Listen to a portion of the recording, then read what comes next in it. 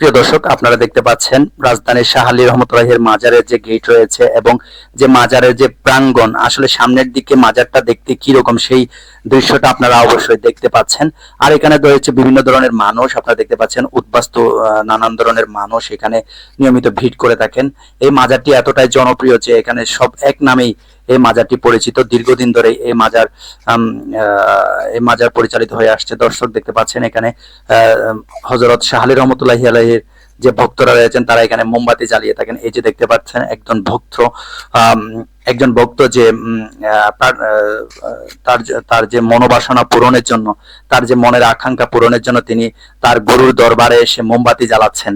আপনারা দেখতে পাচ্ছেন এই যে দেখতে পাচ্ছেন এখন তিনি তার গুরুর জন্য প্রার্থনা করছেন, সাথে মোমবাতিও জ্বালাচ্ছেন। আপনারা দেখতে পাচ্ছেন আগরবাতিও নিয়ে এসেছেন, মোমবাতি অলরেডি জ্বালিয়ে দিয়েছেন এবং তিনি পাশাপাশি আগরবাতিও নিয়ে এসেছেন যে তার ভক্তদের কাছে তার গুরুর জন্য, তার গুরুর দরবারে জ্বালানোর জন্য। তিনি তার সাথে আমরা কথা বলেছিলাম, তিনি আমাকে জানিয়েছেন তিনি খুব ছোটবেলা থেকেই এই মাজারে আসতেন এবং তিনি আমাকে বলেছেন যে তিনি বাড়ি থেকে তার গুরুর দরবারের জন্য আসার সময় প্রায় সময় দুধ নিয়ে আসতেন। বাড়ির যে গরুর দুধ রয়েছেন, তিনি গরুর দুধ রয়েছে সেই গরুর দুধ নিয়ে আসতেন।